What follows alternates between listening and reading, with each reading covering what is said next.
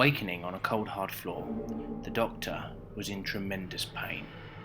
Keeping his eyes closed, trying hard to work out what was going on, he fought off an almighty headache worse than any other migraine he'd ever experienced.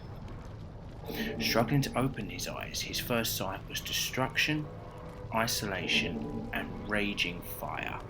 Looking down at his hands, these were unlike any others that he had seen before. These were new.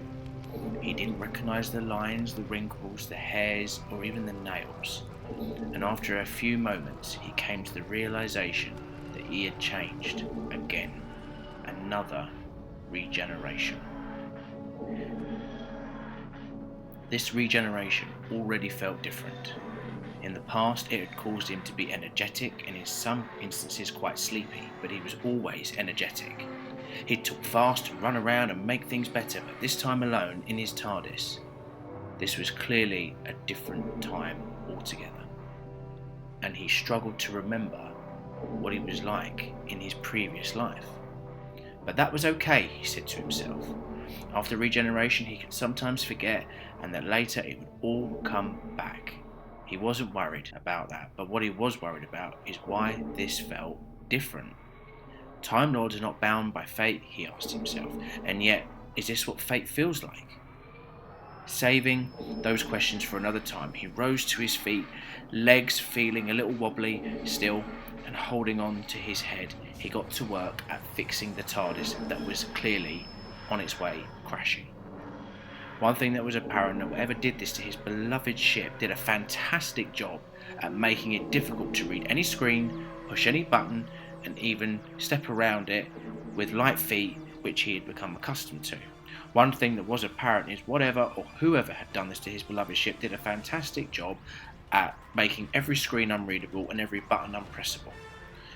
One thing that was obvious is the TARDIS was barely in flight. The lights flickered off and on again, almost like they were on running emergency power. He had to land quickly and assess the situation, and he also had to rest. His new strength was already losing stamina.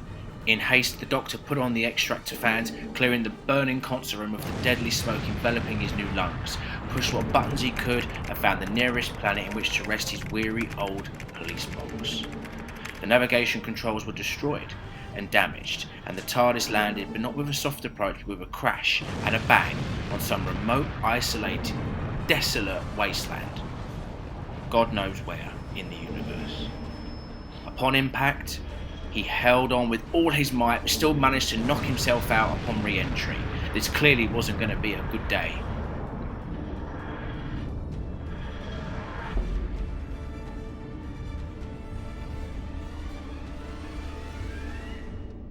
The Doctor awoke inside now a calm and almost deadly silent console room, with the whirring of the mechanical engines of the TARDIS slowly depleting.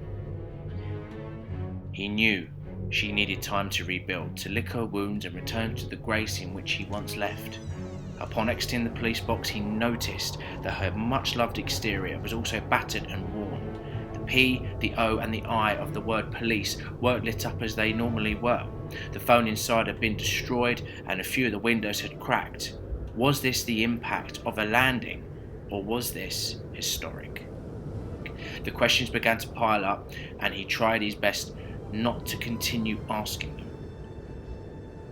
He firmly closed the door to allow the rebuilding process to begin, placing his hand on the worn-out St. John's Ambulance logo, and assured her that she would be okay as he would, and wished her a speedy recovery. The light on top of the box lit up for a brief moment as a sign that she acknowledged his comfort and sorrow, and was almost a way of saying it back to him. He knew the secret to his regeneration lied within the TARDIS databank, and he would need to recover in order to find out what went wrong this time. Turning around to observe his surroundings, the Doctor found himself on a cold, isolated, desolate planet. The night was drawing in, but the atmosphere was breathable. Otherwise, it would have been a bit awkward because he would have died twice in one day. What beasts were waiting out in the unknown for him? He shouted out a bellowing hello, but nothing but an echo came back. Where was he? he found himself moving from questions about the TARDIS and more about his surroundings and survival. Was this his beloved Earth? Was it Gallifrey? What about the Oodsphere? Or even Ravalox? The night was drawing in, and the TARDIS was a hazard to the Doctor, so he went to straighten his bow tie, which he didn't even have anymore, and marched into the unknown, looking for refuge, or even a companion, leaving behind his beloved TARDIS to recover. The night was closing in fast, the temperature was dropping, and the ice was ever so painfully cold. Feeling so isolated, but never afraid, the Doctor sought out someone or something on this planet. But he had never felt so alone. Walking through the frozen trees, the alien birds were beginning to circle around him. Fresh meat had wandered into their territory. The screeches got louder and louder, and the packs began to grow. He had made a mistake. The TARDIS wasn't an option, and he had to leave her to repair, and without her, he would never leave this world. The Doctor ran as fast as his new legs would carry him, ripping through the jungle and the snow, looking for signs of refuge. The screeches were getting louder and louder and more intense, something he had never heard before. Partially in the distance, through the thick snow and the fog, he saw the entrance to a cave, and he headed straight for it. Running towards it and hiding inside the dark, the predators almost vanished instantly. He was safe for now.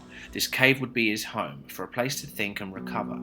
The Doctor was safe and sorted out wood and lit a fire to keep himself warm. Later into the dark evening, he wanted to make sure this cave was safe from any other beast.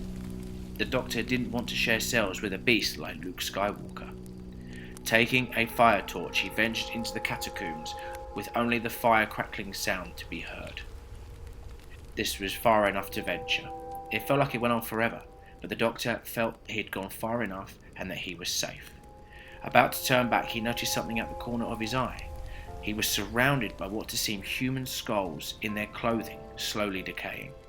"Where am I?" was his first question. Kneeling down to get a better look, his worst fears were confirmed. They were human, and what appeared to be human remains.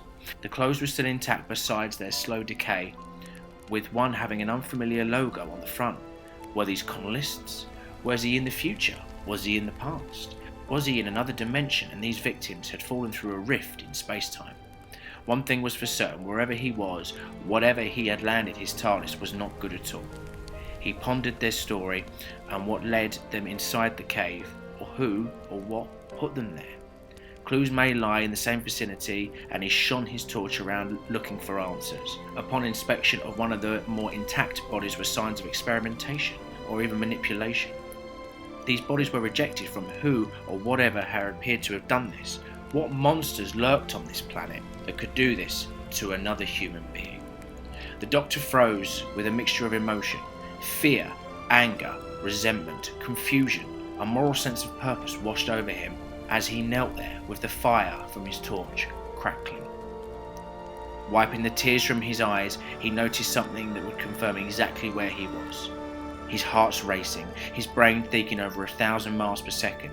He remembered where he'd seen that logo before, what this means for where he is, what could come out of the shadows looking to drag him away, with the only saving grace being inside of his 15-hour regeneration cycle, he hoped. The logo appeared in silver and was etched into the very fabric the bodies were wearing. His fears were confirmed when he heard movement coming from the very entrance that he ran to escape the wildlife. A familiar stomp, an army with no emotion, an army with no fear, just pure hatred for everything different from them. His heart beat in his chest as the steps got closer and closer inside the cave. If this wasn't Earth, this was another world very similar. The world of the Cybermen. Mondas.